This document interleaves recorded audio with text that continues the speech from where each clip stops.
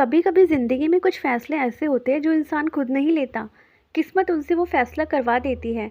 आज की कहानी भी एक ऐसी ही शादी से शुरू होती है जिसके पीछे छिपा था एक बड़ा राज।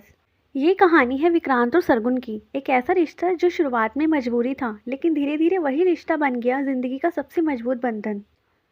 तो रात के करीब 11 बजे थे। आसमान में काले बादल छाए हुए थे। तेज़ बारिश हो रही थी। शहर की सड़कों पर सन्नाटा था। उसी बारिश में एक कार तेजी से सड़क पर दौड़ रही थी।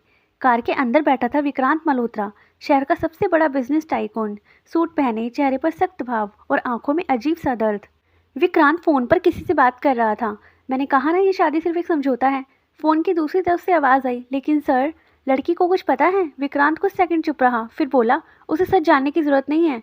कार बारिश को चीरती हुई आगे बढ़ती रही। उसी समय शहर के दूसरे कोने में एक छोटी सी कॉलोनी में एक लड़की अपने कमरे में बैठी थी। वो लड़की थी सरगुन। सरगुन की आंखें रो रोकर लाल हो चुकी थी। उसके सामने उसकी माँ बैठी थी।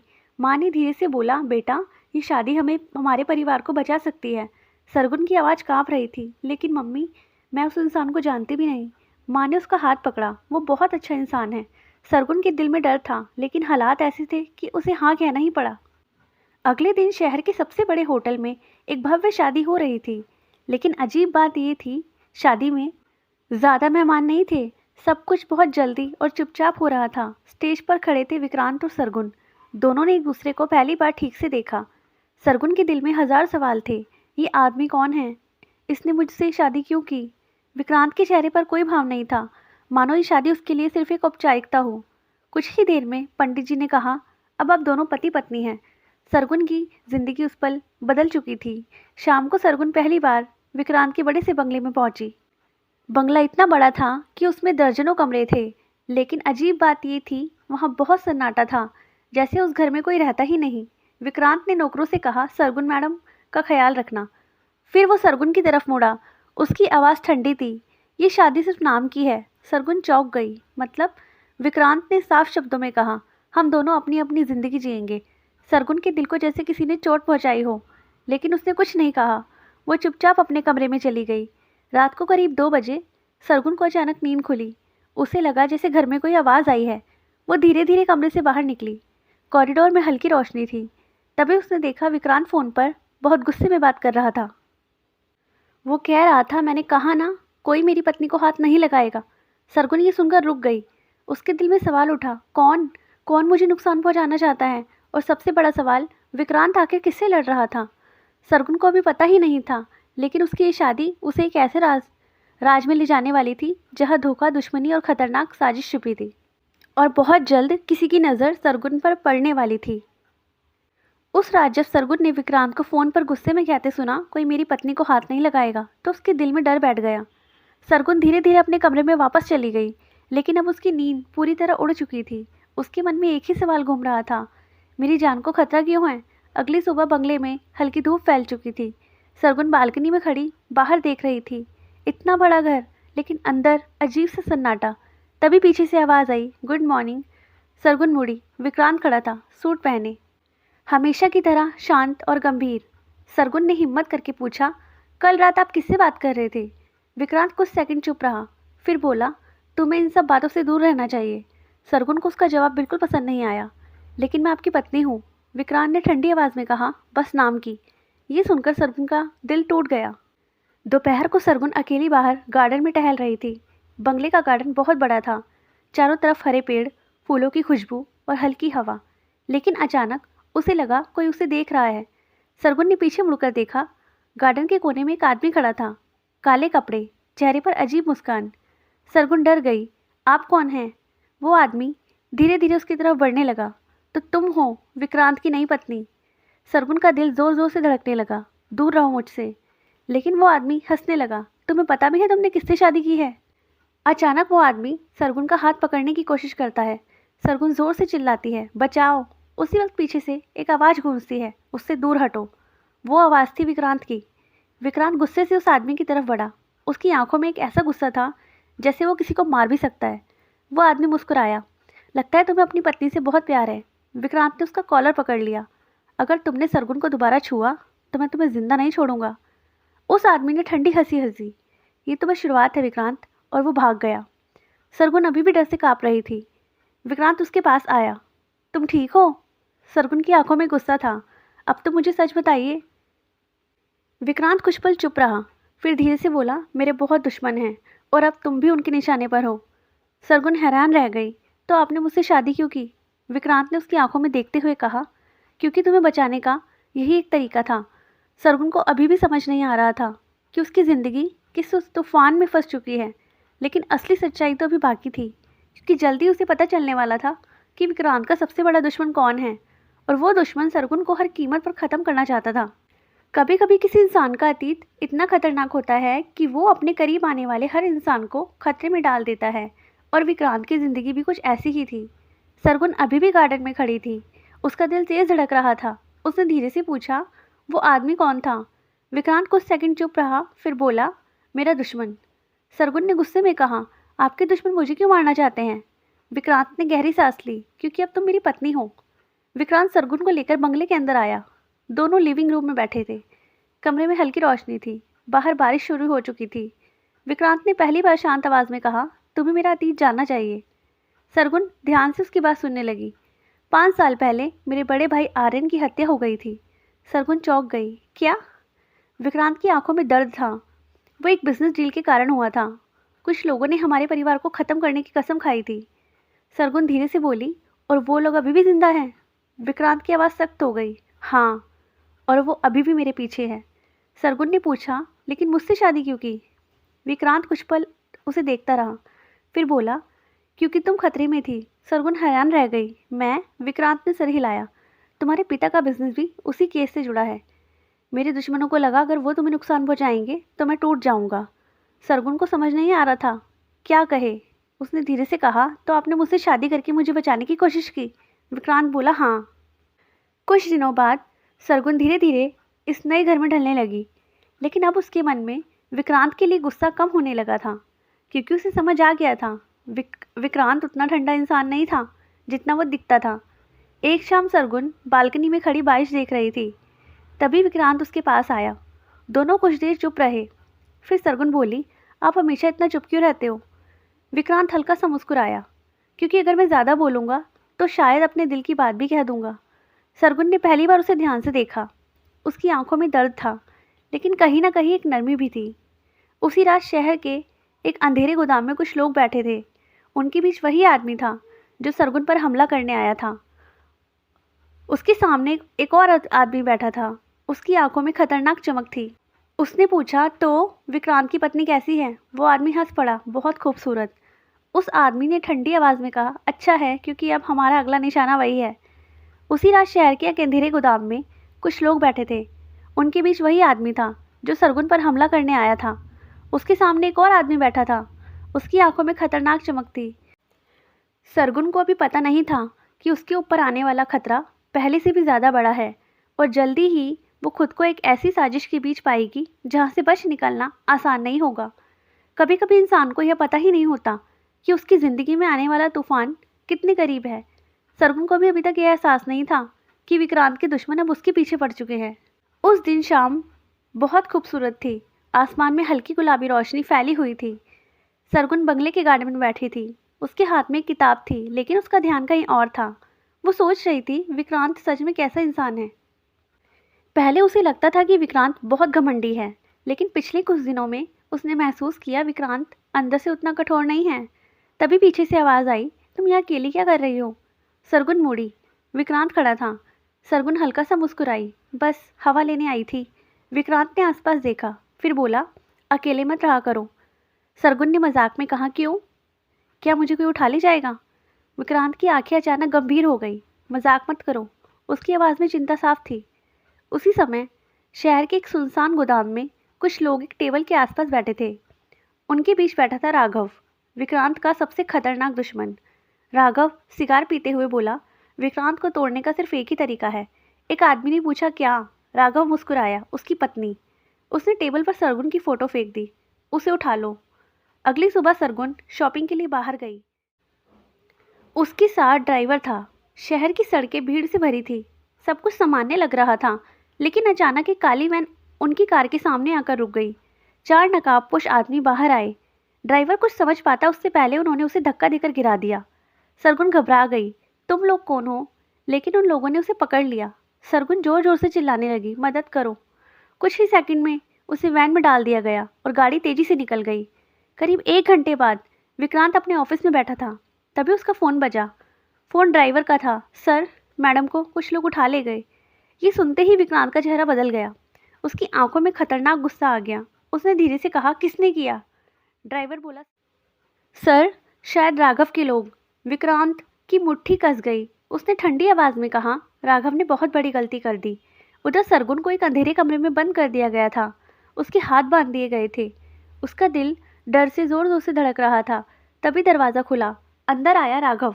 वो मुस्कुराया, तो तुम हो विक्रांत की पत्नी? सरगुन ने गुस्से में कहा, मुझे जाने दो। राघव हंस पड़ा, इतनी जल्दी नहीं। वो पास आकर बोला, तुम्हें पता है तुम्हारा पति अभी इतना परेशान होगा? उधर विक्रांत अपनी कार में बैठा था। उसके साथ उसके कुछ भरोसेमंद लोग थे। उसने धीरे से कहा, आज राघव की कहानी खत्म होगी। उसकी आंखों में एक ऐसा गुस्सा था जैसे वो किसी भी हद तक जा सकता है, क्योंकि अब बात सिर्फ दुश्मनी की नहीं थी, अब बात उसकी पत्नी की भी थी। अब असली तूफान शुरू होने वाला था। रात के लगभग 2 बजे थे। पूरा शहर गहरी नींद में डूबा हुआ था, लेकिन विक्रांत की आंखों में नींद का नाम तक नहीं था। वह अपनी कार में बैठा लगातार सरगुन के बारे में सोच रहा था। उसके दिमाग में बार बार वही बात घूम रही थी, राघव ने सरगुन को क्यों उठवाया और उसे कहाँ रखा होगा। विक्रांत ने गहरी सांस ली और मोबाइल उठाकर अपने पुराने दोस्त कबीर को कॉल किया। कबीर पहले पुलिस में था और अब एक प्राइवेट इन्वेस्टिगेटर बन चुका था। फ़ोन उठते ही कबीर बोला, इतनी रात को फ़ोन, सब ठीक तो है विक्रांत? विक्रांत की आवाज़ भारी थी। कबीर, सरगुन खतरे में है। कुछ सेकंड के लिए फ़ोन से दूसरी तरफ सन्नाटा छा गया। क्या मतलब? कबीर ने घबराकर पूछा। विक्रांत ने पूरी बात बता दी। राघव की धमकी, उसकी दुश्मनी और सरगुन का अचानक गायब होना। सब सुनने के बाद कबीर ने धीरे से कहा, अगर ये सब राघव ने किया है तो मामला बहुत खतरनाक है। विक्रांत की आंखों में गुस्सा चमक उठा। मुझे फ़र्क नहीं पड़ता कितना खतरनाक है, मैं सरगुन को वापस लेकर ही आऊँगा। उसी समय शहर से थोड़ा दूर एक पुरानी फैक्ट्री के अंदर सरगुन कुर्सी से बंधी हुई बैठी थी। उसके हाथ काँप रहे थे, लेकिन उसकी आंखों में डर से ज़्यादा गुस्सा था। तभी दरवाज़ा खुला और अंदर राघव आया। उसके चेहरे पर एक खतरनाक मुस्कान थी। वह धीरे धीरे सरगुन के पास आया और बोला, कैसी हो सरगुन? सरगुन ने गुस्से से उसकी तरफ देखा। अगर हिम्मत है तो मुझे खोलकर सामने आओ। राघव हल्का सा हंसा। तुम बिल्कुल विक्रांत जैसी हो, जिद्दी और बहादुर। फिर उसकी आंखें अचानक ठंडी हो गई। लेकिन शायद तुम्हें नहीं पता विक्रांत ने मुझसे क्या छीन लिया था। सरगुन ने तीखी आवाज़ में कहा, जो भी हुआ उसका बदला मुझसे लेने की क्या ज़रूरत है? राघव झुककर उसके पास आया और धीरे से बोला, क्योंकि विक्रांत की सबसे बड़ी कमजोरी तुम हो। उधर विक्रांत और कबीर एक गोडाउन के बाहर खड़े थे। कबीर ने अपने लैपटॉप में कुछ लोकेशन ट्रेस की थी। मेरे हिसाब से राघव के आदमी अक्सर इसी पुरानी फैक्ट्री में आते जाते हैं। विक्रांत ने बिना एक सेकंड गवाए कहा, तो फिर हम यहीं से शुरू करेंगे। कबीर ने उसका हाथ पकड़ लिया। विक्रांत, सोच समझकर कदम उठाओ। अगर यह सच में राघव का अड्डा है तो अंदर बहुत लोग होंगे। विक्रांत की आंखों में सिर्फ एक ही चीज़ थी, सरगुन को बचाने की जिद। उसने ठंडी आवाज़ में कहा, आज चाहे कुछ भी हो जाए मैं सरगुन को लेकर ही वापस आऊँगा। और इतना कहकर विक्रांत फैक्ट्री की तरफ बढ़ गया। लेकिन उसे बिल्कुल भी अंदाज़ा नहीं था कि अंदर उसका इंतज़ार सिर्फ राघव ही नहीं, बल्कि एक ऐसा राज कर रहा था जो उसकी पूरी ज़िंदगी बदलने वाला था। और जैसे ही विक्रांत फैक्ट्री के अंदर घुसा, अचानक पीछे से किसी ने उसकी गर्दन पर बंदूक तान दी। एक ठंडी आवाज़ गूंजी, बहुत इंतज़ार करवा दिया विक्रांत। विक्रांत धीरे धीरे पीछे मुड़ा और सामने खड़े आदमी को देखकर उसकी आंखें हैरानी से फैल गई, क्योंकि वह कोई और नहीं बल्कि उसका सबसे भरोसेमंद दोस्त कबीर था। फैक्ट्री के अंदर चारों तरफ अंधेरा था, सिर्फ एक टिमटिमाती हुई पीली लाइट जल रही थी। विक्रांत जैसे ही आगे बढ़ा, अचानक उसकी गर्दन पर बंदूक की ठंडी नली आ गई। पीछे से आवाज़ आई, एक कदम भी आगे बढ़ाया तो गोली चल जाएगी। विक्रांत धीरे से मुड़ा और सामने का चेहरा देखकर उसकी सांसें रुक गई।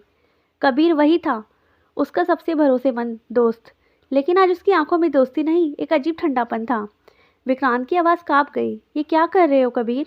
कबीर हल्का सा मुस्कुराया, जो मुझे बहुत पहले कर देना चाहिए था। विक्रांत समझ नहीं पा रहा था, मतलब। तब पीछे से ताली बजाने की आवाज़ आई। वाह क्या सीन है! दोनों ने पीछे देखा, वह राघव था। उसकी आंखों में जीत का घमंड साफ दिख रहा था। राघव धीरे धीरे चलते हुए बोला, तुम्हें सच जानने का बहुत शौक है ना विक्रांत? तो आज सब सच पता चल जाएगा। विक्रांत ने गुस्से से कहा, पहले सरगुन कहाँ है ये बताओ। राघव हंसा, इतनी जल्दी क्या है, अभी तो खेल शुरू हुआ है। उधर सरगुन अभी भी कुर्सी से बंधी हुई थी। उसका दिल तेज धड़क रहा था। लेकिन अचानक दरवाजे के बाहर कुछ हलचल हुई। सरगुन ने ध्यान से सुना, किसी की कदमों की आवाज़ आ रही थी। फिर दरवाज़ा धीरे धीरे खुला और अंदर एक लड़की आई। सरगुन उसे देखकर हैरान रह गई। तो तुम? वह लड़की कोई और नहीं बल्कि रिया थी। रिया जो कभी सरगुन की सबसे अच्छी दोस्त हुआ करती थी। सरगुन ने हैरानी से पूछा, तुम यहाँ क्या कर रही हो? रिया की आंखों में नफरत थी। वह बोली, आज मैं अपना बदला लेने आई हूँ। सरगुन कुछ समझ नहीं पा रही थी। किस बात का बदला? रिया ने ठंडी आवाज़ में कहा, उस प्यार का जो विक्रांत ने तुमसे किया। सरगुन की आंखें फैल गई। उधर फैक्ट्री के हॉल में राघव धीरे धीरे विक्रांत के पास आया। तुम हमेशा खुद को हीरो समझते थे ना? विक्रांत ने गुस्से में बोला। बात घुमाना बंद करो। राघव की आंखें अचानक गुस्से से भर गई। तुम्हारी वजह से मेरा सब कुछ बर्बाद हो गया था विक्रांत, और आज मैं तुम्हारी पूरी दुनिया छीन लूँगा। इतना कहकर उसने फ़ोन निकाला और स्क्रीन पर एक लाइव वीडियो चला दिया। विक्रांत ने स्क्रीन देखी और उसके पैरों तले ज़मीन खिसक गई। वीडियो में सरगुन कुर्सी से बंधी हुई थी और उसके पीछे रिया खड़ी थी। विक्रांत चीख पड़ा, सरगुन! सरगुन ने भी स्क्रीन की तरफ देखा। उसकी आंखों में आंसू आ गए। विक्रांत! राघव मुस्कुराया। देख रहे हो, तुम्हारा प्यार अब मेरी मुट्ठी में है। लेकिन तभी फैक्ट्री के बाहर अचानक पुलिस सायरन की आवाज़ गूंज उठी। राघव का चेहरा एकदम बदल गया। ये कैसे हो सकता है? कबीर भी चौंक गया। यह पुलिस कैसे पहुंची? विक्रांत की आंखों में हल्की मुस्कान आ गई। वह बोला, क्योंकि मैं अकेला नहीं आया था। राघव गुस्से से चिल्लाया, किसने खबर दी? विक्रांत धीरे धीरे बोला, जिसे तुम अपने सबसे कमज़ोर समझते थे। राघव ने हैरानी से पूछा, कौन? विक्रांत ने कहा, सरगुन। लेकिन उसी समय फैक्ट्री के अंदर एक गोली चलने की आवाज़ गूंज गई और अगले ही पल किसी की चीख सुनाई दी। एक पल के लिए पूरा हॉल खामोश हो गया। राघव की आंखें फैल गई। विक्रांत भी वहीं रुक गया। फिर धीरे धीरे सबकी नज़रें उस दिशा में गई जहां से चीख आई थी, और अगले ही पल कबीर ज़मीन पर गिर चुका था। उसके कंधे से खून बह रहा था। राघव गुस्से से चिल्लाया, ये किसने किया? तभी पीछे से आवाज़ आई, मैंने। सबने मुड़कर देखा। दरवाजे पर इंस्पेक्टर अजय खड़ा था। उसके साथ पुलिस की पूरी टीम थी। अजय ने सख्त आवाज़ में कहा, राघव, तुम्हारा खेल खत्म हो चुका है। राघव ने गुस्से से हंसते हुए कहा, तुम्हें लगता है पुलिस मुझे पकड़ सकती है? तभी उसने फ़ोन उठाया और वीडियो कॉल फिर से चालू कर दी। स्क्रीन पर सरगुन दिखाई दे रही थी। उसके सिर पर बंदूक रखी हुई थी। विक्रांत की सांस अटक गई। राघव बोला, अगर मुझे गिरफ्तार करने की कोशिश की तो सरगुन जिंदा नहीं बचेगी। पूरा माहौल फिर से तनाव से भर गया। उधर सरगुन ने सब कुछ सुन लिया था। रिया उसके पास खड़ी थी। रिया बोली, तुम्हारा प्यार तुम्हें बचा नहीं पाएगा। लेकिन सरगुन की आंखों में डर नहीं था। वह धीरे से बोली, तुम गलत हो रिया। विक्रांत मुझे ज़रूर बचाएगा। रिया गुस्से से बोली, आज देखती हूँ कैसे बचाता है। इधर ज़मीन पर पड़े कबीर ने धीरे से कहा, विक्रांत सुनो। विक्रांत उसके पास झुक गया। कबीर बोला, मैं राघव के साथ नहीं हूँ। विक्रांत हैरान रह गया। तो फिर? कबीर बोला, मैं पुलिस के लिए अंदर से काम कर रहा था। ये सुनकर सब चौंक गए। राघव का चेहरा गुस्से से लाल हो गया। तूने मुझे धोखा दिया। उधर कमरे में सरगुन धीरे धीरे कुर्सी की रस्सी खोलने की कोशिश कर रही थी। उसे याद आया, जब उसे यहाँ लाया गया था उसने चुपके से अपने फ़ोन की लोकेशन ऑन कर दी थी।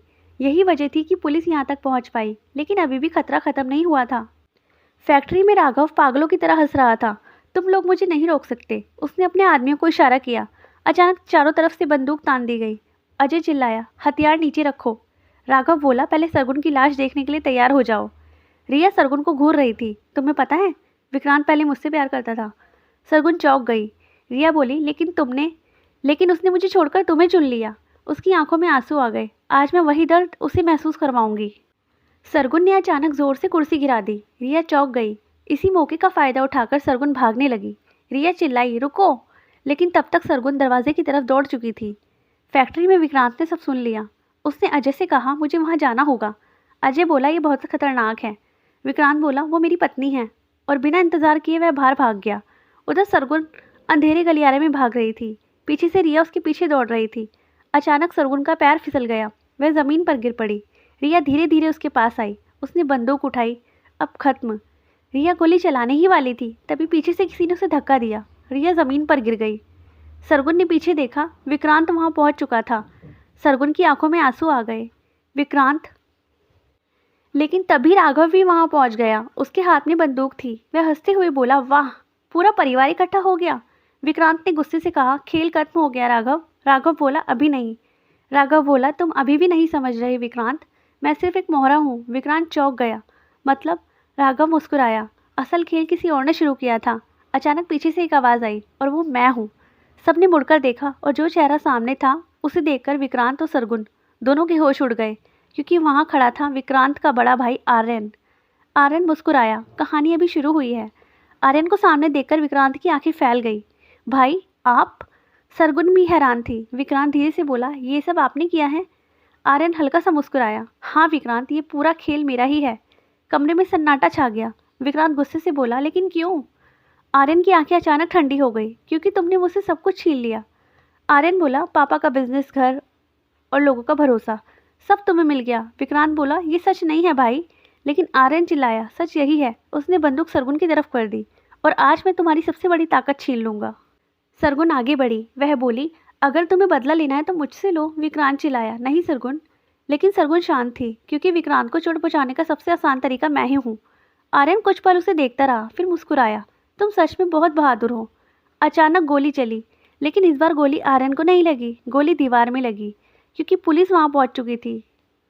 इंस्पेक्टर अजय चिल्लाया, हथियार नीचे रखो। लेकिन आर्यन हंसने लगा, तुम लोग मुझे पकड़ नहीं सकते। अचानक फैक्ट्री में अलार्म बजने लगा। चारों तरफ आग की लपटें उठने लगी। राघव बोला, पूरा गोदाम पेट्रोल से भरा है। आर्यन मुस्कुराया, आज सब खत्म हो जाएगा। सरगुन डर गई, लेकिन विक्रांत ने उसका हाथ पकड़ लिया, मैं हूं ना।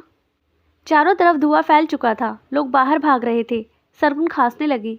विक्रांत बोला, हमें यहाँ से निकलना होगा। लेकिन तभी सामने आर्यन खड़ा हो गया। उसने कहा, पहले एक आखिरी सवाल, अगर सरगुन और तुम्हारी जान में से एक को बचाना हो तो तुम किसे चुनोगे? विक्रांत बिना सोचे बोला, सरगुन।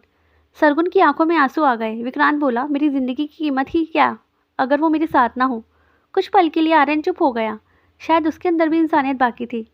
तभी अचानक रिया भागती हुई आई। वह घरवाती हुई बोली, आर्यन, पुलिस ने पूरा एरिया घेर लिया है। आर्यन गुस्से से चिल्लाया, तुमसे एक भी काम ठीक से नहीं हुआ। रिया रोने लगी। उसे पहली बार एहसास हुआ कि उसने बहुत बड़ी गलती कर दी। अचानक आर्यन ने विक्रांत पर हमला कर दिया। दोनों में हाथापाई शुरू हो गई। सरगुन चिल्ला रही थी, विक्रांत सावधान।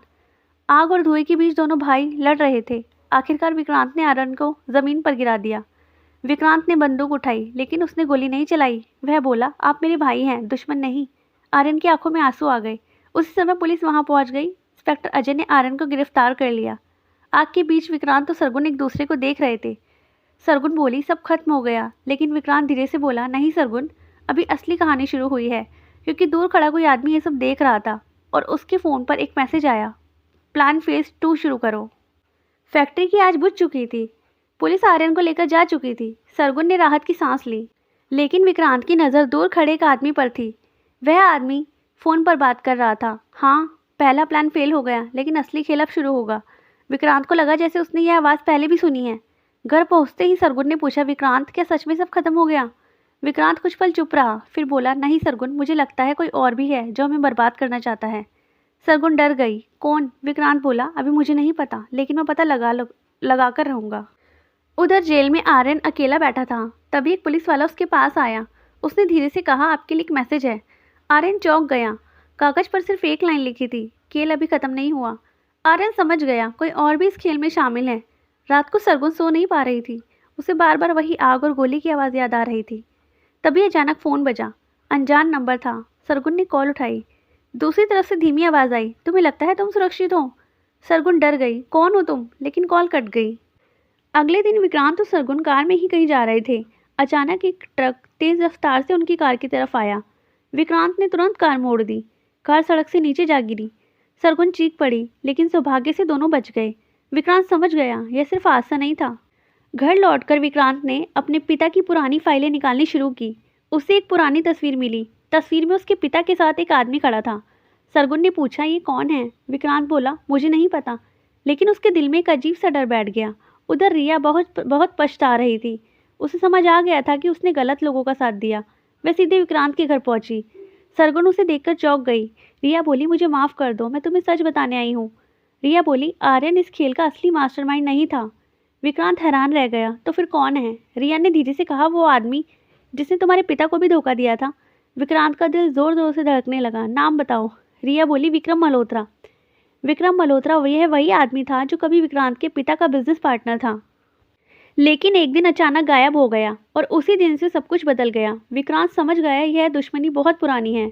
विक्रांत ने सरगुन का हाथ पकड़ा, अब चाहे कुछ भी हो जाए, मैं तुम्हें कुछ नहीं होने दूंगा। सरगुन की आंखों में आंसू आ गए। लेकिन तभी घर की लाइट अचानक बंद हो गई और अंधेरे में एक आवाज़ गूंजी, विक्रांत, तुम्हें लगता है तुम मुझसे बच जाओगे? विक्रांत समझ गया, विक्रम मल्होत्रा वापस आ चुका था। घर की सारी लाइटें बंद थी। सरगुन डरकर विक्रांत के पास खड़ी हो गई। अचानक अंधेरे में वही आवाज़ फिर गूंजी, विक्रांत, तुम्हारे पिता की कहानी अभी ख़त्म नहीं हुई, विक्रांत ने ज़ोर से कहा। सामने आओ। तभी लाइट जल उठी। दरवाजे पर एक आदमी खड़ा था, विक्रम मल्होत्रा। विक्रम धीरे धीरे अंदर आया। उसकी आंखों में अजीब सी नफरत थी।